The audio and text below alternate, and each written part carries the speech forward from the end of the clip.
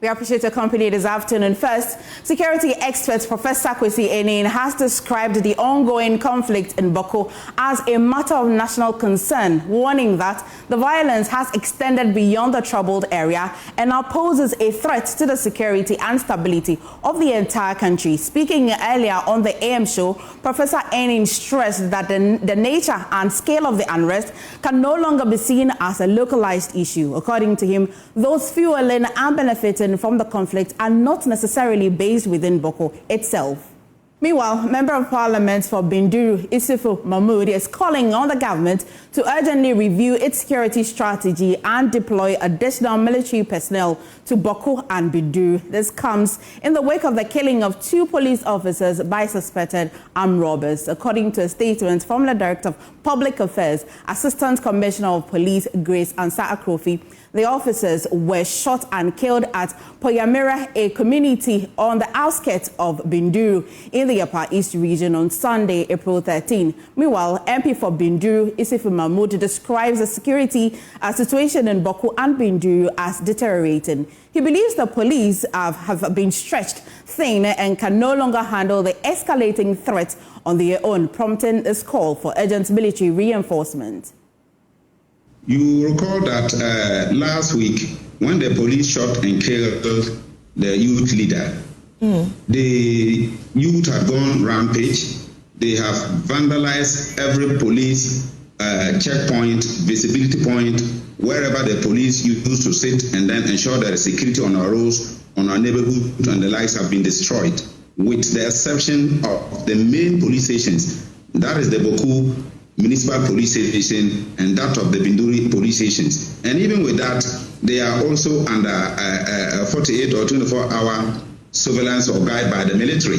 So the police are unable to do anything of their own as far as that area is concerned. And so once the police services is more or less withdrawn or suspended for now, one would have expected that more military men would have been deployed to cover up the very places that were mounted by the police to ensure there is security in the area.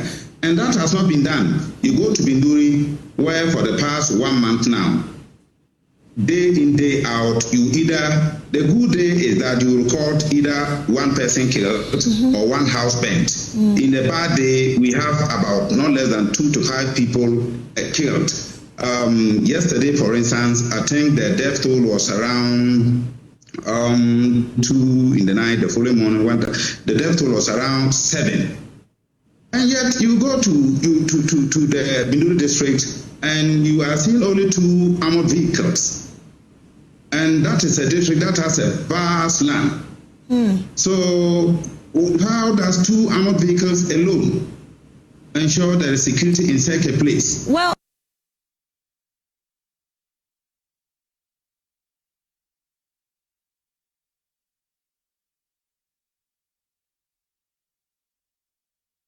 away from Binduri. Now, utility tariffs are on the rise again. Effective May 3, electricity tariffs will increase by 14.75%, while water tariffs will go up by 4%. This latest adjustment brings a cumulative increase since January 2023 to 85.32% for electricity and 31.9% for water.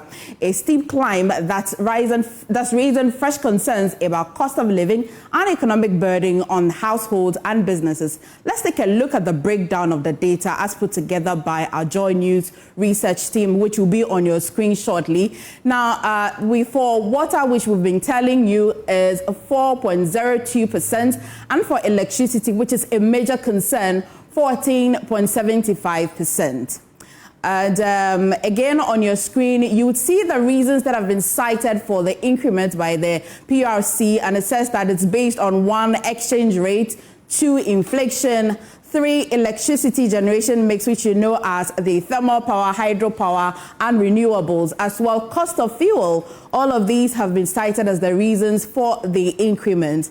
And again, now, for beyond the reasons that the PRC has been telling us, which is the reason why they have increased, you already know about the IMF conditionalities, which actually predisposes us to this increment. So implementation of quarterly tariff adjustments to cater for inflation, exchange rate and fuel prices, volatility, and to reduce revenue shortfalls. I'm certain that you know that by now we need to be raising about 50% of the current revenue shortfall with ECG. And so they have also cited that they will need to increase the tariffs. And for that adjustment, which you just left to the screen, you know that it could either be increasing or reducing. But for this quarter that's coming, it will be on the increase. Now, the size of increments since January 2023, which we also have been telling you, is that electricity is amounting to 85.23% since it started in January 2023.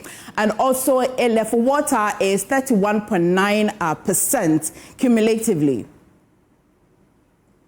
That's the breakdown that you have for the reasons why you may be paying a little more than you're paying from May. As you know, last year in October, it was just a little bit, the sharp difference was just a little bit about 11% in terms of electricity. But now it's just a bit more, which you'll be paying from May. But the Ashanti region has in recent times faced devastating power outages and water shortages, which have adversely impacted businesses and livelihoods. With the announced upward adjustment in utility tariffs, residents and businesses are adamant on how the increment will impact the quality of service delivery. Our reporter, Irabla Akwe, hits the street to gather reactions of consumers on paying more in the midst of the persistent power outages. Despite the Public Utilities Regulatory Commission announcing an increase in electricity tariffs by 14.75% and water tariffs by 4.02%, many Ghanaians continue to face frequent power outages and intermittent water shortages. We are on the streets to hear from the public. How are they reacting to the tariff hike amidst these ongoing challenges? You want to increase electricity, right? Fine. Just stabilize the power for everybody to be convinced that we have constant power supply, but the prices that we are paying is not enough. So you want to come out with a new tariff. That's fine. You understand? How can you increase the price without giving me the better quality to enjoy? It's neither here or not there. They should go back and think about it and come back. Oh no, for me, I don't think it's good for them to increase it, because once you are paying for the bills, you have to have the light constantly. But when sometimes you get to the house, the light is off. Sometimes the water too. Sometimes they can close the water like for a number of days. So we've struggled with. So for the increment, if they are increasing it, they should give a good service. That's all. Our house, we can buy like light. We buy light like 300 cedis. Within a week, the lights will be finished. We are not using air conditioning too. We are only using 2 fridges and 3 television, but yet still, the lights will be finished within 1 week. 300 cedis lights. So for them increasing the electricity bill and those stuff, like, seems to be tough for us. Yeah. It's not okay, but we are experiencing doomsday in Ghana here. If that is going to solve the problem of doomsday there, I'm okay with it. But if it's not going to solve the problem of doomsday, I don't think it's okay enough to increase the bills or the electricity bills. For them to increase it now, it will be a problem, because when I buy 100 cedis prepaid, it just lasts for like 2 weeks or like 3 weeks. So if you're reducing it, that means it's going to last for like 1 week or something like that. And I don't think it's a cool thing at all. Yeah, fair enough. If that would be good for them to operate well for us, we don't have problem paying the increment. But if we agree to pay such amount, such increment, and we can't get what we're supposed to get, I mean the service that we're supposed to get, that would be unfair to us as a citizens. So they should try and do something about it. As Ghanaians brace for higher utility costs amidst ongoing service challenges, one thing is clear: the public is demanding not just a price reduction, but real lasting solutions. Reporting for Joy News, Irabna Akwe, Kumasi. Now, still in the Ashanti region, tragedy struck the Ashanti regional capital, Kumasi, on Friday, March 21, while a devastating fire ravaged traders amounted to 2,000 reeling from the loss of their livelihood. The fire consumed several shops, sparking outrage, concern, and calls for urgent action to prevent a repeated disaster. 3 weeks after the misfortune, the traders have returned to their trading spaces, but the conditions that led to the fire still persist, setting the stage for a potential second catastrophe. In the first series of our feature series, Breaking in the Fire Cycle, Adum visited the market and has filed this report.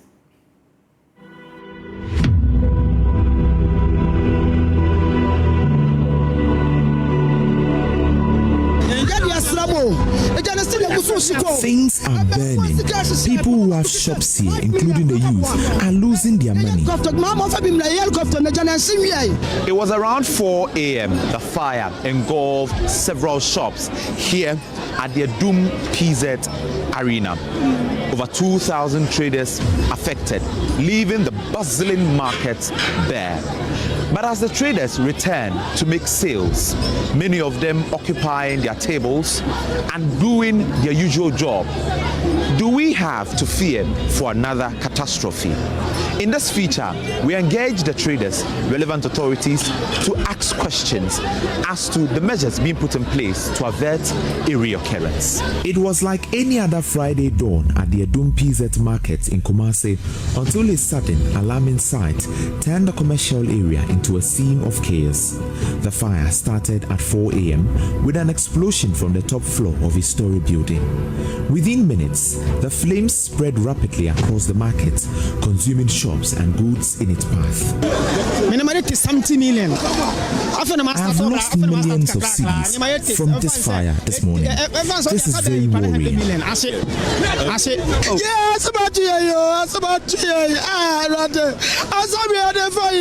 We are losing everything. We need the fire service to come to our aid right now. Everything is burning. Everything is burning. The arrival of firefighters was a moment of hope for those witnessing the blazing fire, but the situation quickly turned grim. Access of the fire tender to clustered container shops was severely restricted due to the market's cramped layout. Without proper paths for the fire trucks to reach the epicenter of the blaze, the fire quickly spread unchecked. Fire service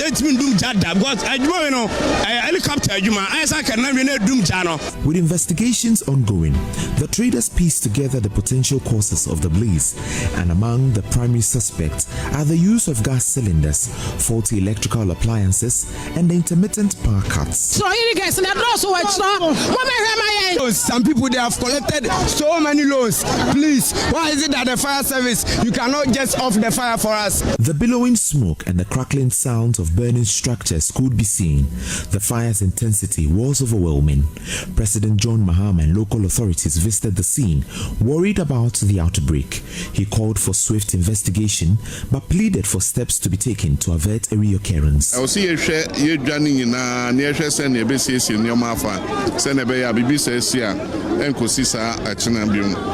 Yejina hey ultimate explosion be cause wo ni na ya gas cylinder say what baako ni na ya gas cylinder say explode. We have to learn from this to plan our market well. I have spoken to NADMO to help the traders for the meantime. Now, this afternoon, the minority in Parliament is expected to visit the Adum PZ market. Nana Adum is on ground for us and joins us live. Nana, what can you report? Not sales going about their businesses. But we are here today because the minority caucus led by the minority leader, the Honorable Alexander. To make sales going about their businesses. Well, we are here today because the minority caucus led by the minority leader, the Honorable Alexander Fenyomakin, will be coming here to make a donation on behalf of the minority caucus. Earlier on, we've had the New Patriotic Party led by its General Secretary, Justin Frimpong Kodia, who've come through to make a donation. They party's former flag bearer and the former vice president, Dr. Mahmoud Bawumia, has also been here to make a donation. The former vice presidential candidate and former MP for Menchia South, Dr. Matthew Bawku Prempe, among other dignitaries, have been here to make a donation to the traders. But today we know that the minority leader, Alexander Afenyo-Markin, would be coming in to also make a donation on behalf of the minority caucus. And we are expecting the minority leader to be here in no time. But behind me we have the traders who are already seated. So I want to paint a picture to you that there's a tent over there where we know that the minority leader and the minority group would be to donate, to contribute, to help these traders. The regional secretary is here, and then I'd want to engage the regional secretary. You're live on JoyNews. We want to know that so far your former flag bearer has been here. The minority leader is also going to join the minority caucus to make a donation. What are we to expect from the minority? They are coming. The minority are coming. So I don't know how much they are going to donate, and I don't know their plans. So let's wait for them. I know that this is all a form of support to the traders who've been affected by the fire. Apart from the donations, what are some of the things that you expect the minority to touch on when they get here? You are forcing me to jump the gun. They are going to be here very soon, and I don't know how much they are going to donate. I don't know their plans, so let's wait for them. If after the donation we have to talk, then I can speak to that. But before then, I don't know their plans. I'm not part of the Mighty 88. I'm just part of the local contingent. So let's wait for the Mighty 88. When they come, then after the donation and whatever they say, then I can speak to it. Thank you very much. And that's the regional secretary of the NPP here in the Ashanti region, saying that, well, he's not privy to some of the things that will be going on here. But what he knows is that they are going to come in to, contribute to their quota to the restructuring of the market that was engulfed some 3 weeks ago. And so this is the scene from the Adum PZ. We're expecting the minority leader, led by the minority caucus, to come and make a donation. And afterwards, we'll bring you up to speed details on all of that. Over to you. Well, away from that, some teachers posted to the Ashanti region in July 2024 are picketing at the headquarters of the Ghana Education Service, demanding the payment of salaries, which they say have been in arrears for the past 7 months. According to the president of the group, Bawku Conflict, approximately 700 newly recruited teachers have been directly affected by the delay. He also noted that several others outside of this group have yet to receive their identification numbers, further compounding the challenges they face. Now, Bawku Conflict joins me via Zoom. Thank you for joining us this afternoon. And I know that by now the picketing is still going. Have you finally engaged the Ghana Education Service or the Ministry of Education on this matter?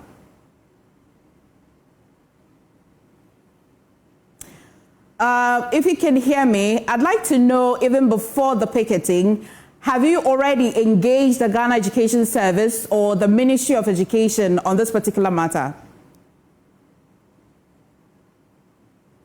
Kindly unmute if you can hear me, but happening now is the picketing of some teachers who have been posted to the Ashanti region who say that they haven't received their salaries in the last 7 months. Also, some have also said that they have not received their identification numbers, and we're hoping to talk to their leader who is leading the number of teachers who are picketing the Ghana Education Services. But we'll try and connect with him to see if they've been able to at least engage the Ghana Education Service, or better still, the Ministry of Education at least, on this matter, and whether or not, if that thing is done about it today, they'll be able to at least continue teaching before this is resolved. I'll see if I try again, see if I've been able to get Mr. Adum. Can you hear me, sir? Well, away from that, we'll try and see if we'll bring you that story in our subsequent bulletin if you'd stay with us. But let me try again if I can hear Mr. Adum. Again, if you can hear me, have you been able to engage the Ghana Education Service or the Ministry of Education on this matter?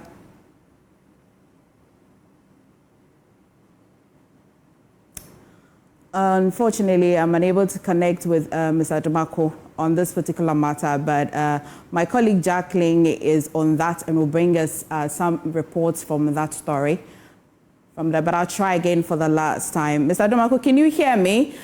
He's joining us via phone now, and hopefully you can hear me. Have you been able to engage the Ghana Education Service or the Ministry of Education on this matter at all? Yes, please. We had an official engagement with the Ghana Education Service, and they gave us a positive assurance that they are going to fast-track the resolution of our situation. Let me understand the timelines. This engagement, did it just happen, or you had engaged them earlier, and because they had failed, is the reason you're picketing today?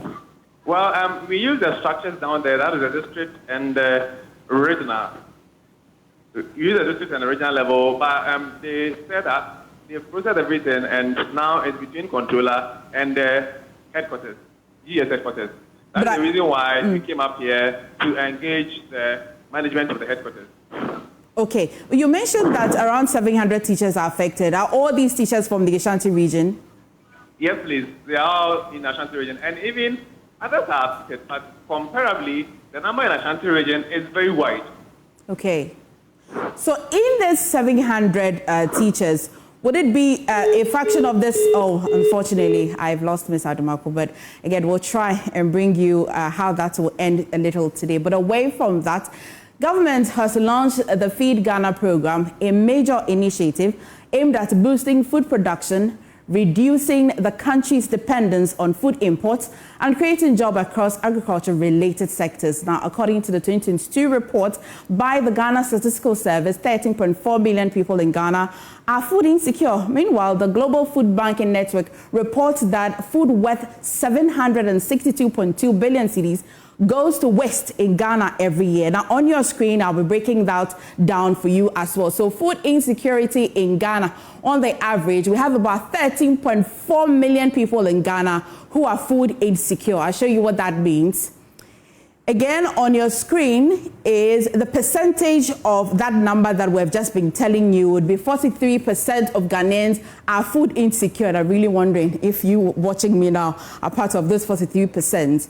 Also, so on the trend, the Q1 at least of 2022, which was released in 2024, that 15.2 are food insecure. And then in Q4, at least it had reduced to 12.8. So which means that Q3 and Q4, they were dancing around the same numbers, 12.6 and then 12.8 on the third and the fourth quarter, which means that 13.4 averagely. The total population estimates out of 31.5 million people, you have 13.4 million people that are food insecure. And as well, let's tell you where or which part of the country you'd find this at a very prevalent level. So the Upper East and Northeast regions recorded the highest prevalence of food insecurity in each of the 4 quarters in 2022. We'll still break that down a little further for you. So in Upper East alone, you'd have 73.2% that is food insecure. Out of the total number, we have 73.2 persons in Upper East region. And also in Northeast, we have 65.4 persons, and also Upper West, 58.73, and Savannah, 53.5, and finally the Volta region, 46.17. These will make up the top 5 regions that food is insecure, and that's quite surprising considering that we have a lot of food coming from that side of the region. And for the least as well, we have the Ashanti region, Bono East, Easting, and the Greater Accra region, and we've represented that on the map for you. They contribute to the bottom 4, which means that on the level, they are not quite insecure like the other 5 regions which we've been telling you. So for the food insecurity in Ghana, here is a health status check. Of course, it would have an adverse impact on us. About half of households with poor child health outcomes are food insecure. And so Households with underweight children will contribute 46.4%, and then it has the highest prevalence of food insecurity, followed by household with stunted growth, 44.7%, and then household with wasting children would also be 43.1% per the data that we have collected. Also, for the food waste in Ghana, for the waste check, we have about 3.2 million ton of food is either lost or wasted along the supply chain in Ghana, which means that from the time that it is planted, harvested, and transported to the final consumer, we have about 3.2 million tons of that food wasted. Also, on your screen now, here is what is even more scary, that the total of it, the annual cost of it, is 762.2 billion food that is wasted in this country. And again, we've been telling you that it is for the annual and the entire country, and especially for the supply chain. So again, from when it is planted, harvested, whether we're preserving it, transporting it to your homes and onto your dining table and onto your plate, this is the total amount of money that is the value if you put on the amount of food that is wasted on there on your screen. Now, at the official launch of the Feed Ghana program in Techiman, the capital of the Bono East region, over the weekend, the president outlined its various components and also stated that the initiative targets institutions, especially senior high schools, to venture into commercial farming. My government is rolling out the Feed Ghana program under the broader theme of Agriculture for Economic Transformation Agenda, AETA. This is a comprehensive vision to modernize and expand agriculture, to create jobs, reduce food inflation, and strengthen food security. The Feed Ghana program is our flagship initiative. It is a strategic umbrella under which all agricultural projects and interventions will be executed.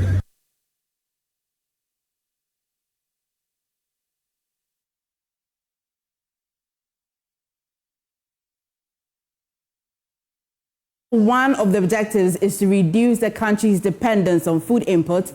The Joy Research Desk, once again, has been examining our food imports, and again, that will be on your screen. So food affordability, a look at food inflation. Now in percentage, this is how the trend also looks like. In January particularly, you see that it was quite high, which is 61.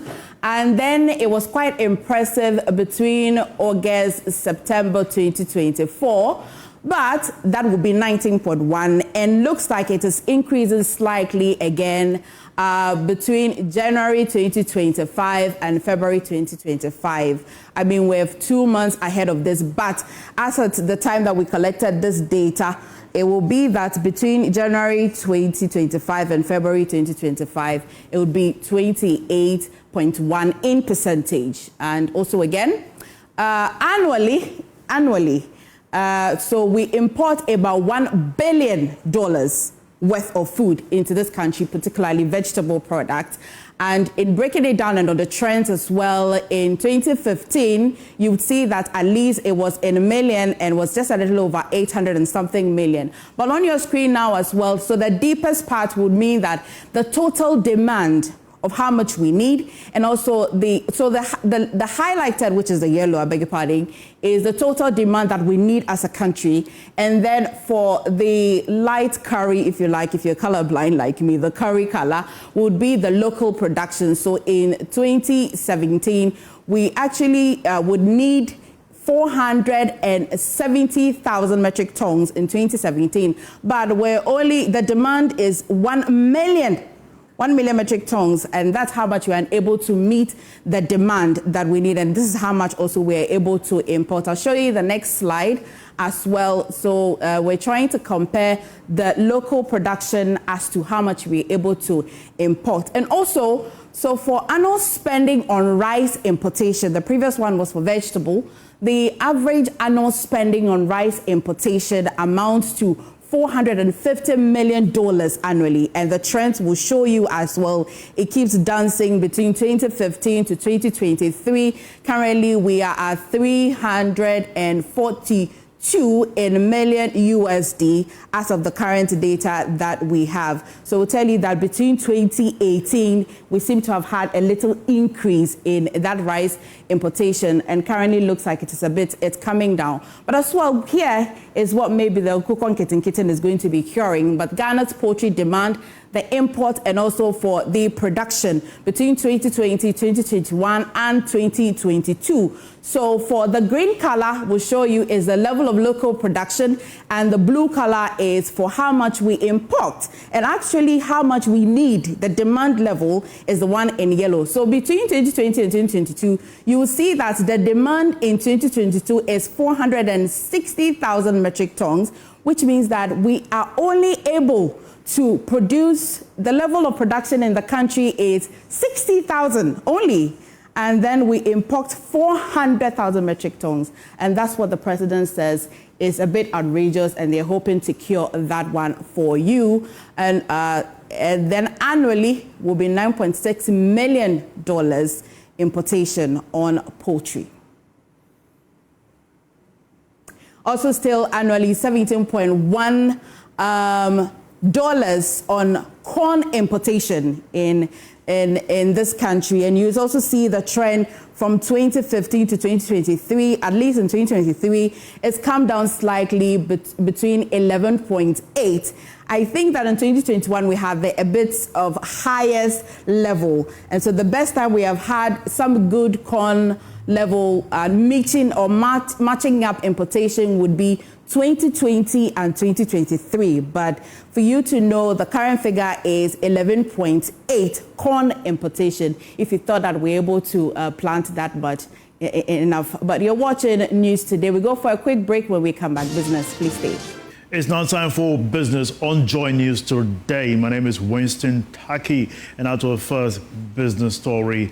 The Ghana Integrated Iron and Steel Development Corporation says $600 million iron ore project is set to commence by the end of 2025. Chief Executive Officer William Akoto-Datta said the move is aimed at reducing the country's reliance on imported steel products. He spoke to Joy Business during a visit with some engineers to iron ore sites in the Volta region.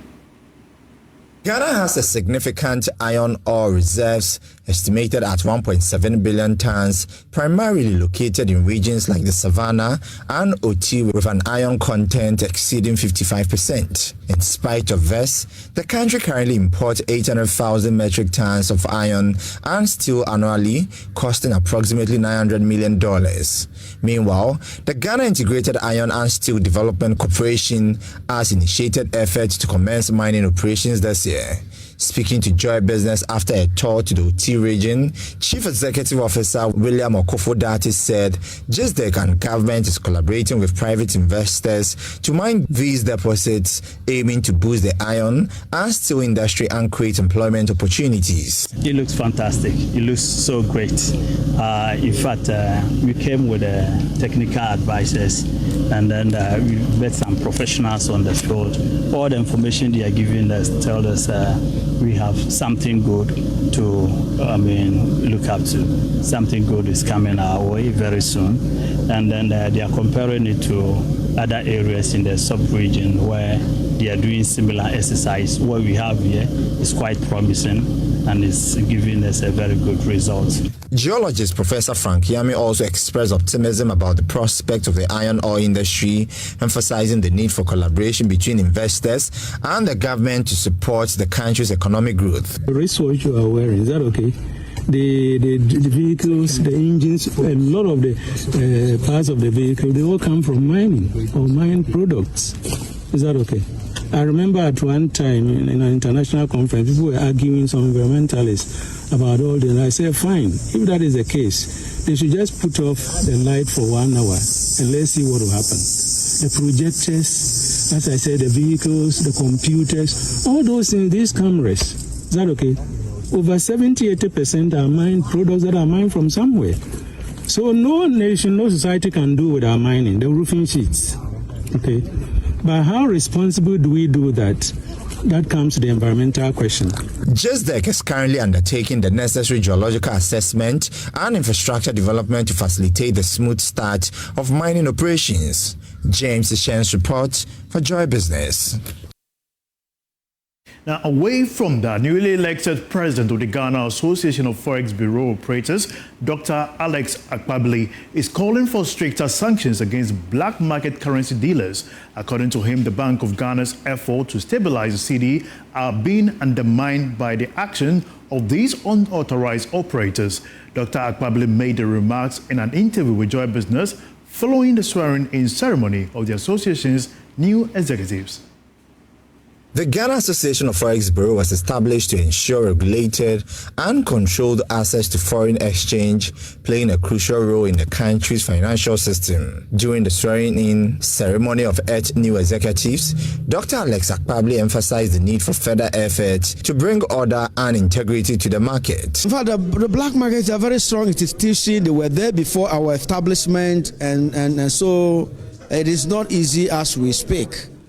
But then, you know, if we are allowed even to trade among ourselves, if we are allowed to have access to, you know, Forex, you know, exchange, I think that it will reduce, you know, their activities. Okay, if there is no Forex for them to, you know, to buy, you know, because we buy and sell. You know, if they even come to us, I think that it will reduce their activities. As part of his plans for the association, Dr. Akpabili shared his vision to enhance the credibility and effectiveness of the association. First of all, I think that the sustainability of our industry is very crucial because the introduction of fintechs, where they provide financial services 24/7. In fact, it's an existential threat to our survival, and therefore, one of my vision is, you know, sustainability. You know, how we can sustain these associations. The Ghana Association of Forex Bureau reaffirmed its commitment to its core objectives, ensuring compliance with Bank of Ghana's regulations, promoting ethical practices among its members, and contributing to the stability of the national currency. James Ishen's report for Joy Business. We have more business update for you at 1 p.m. on the marketplace. My name is Winston Taki. Up next is sports.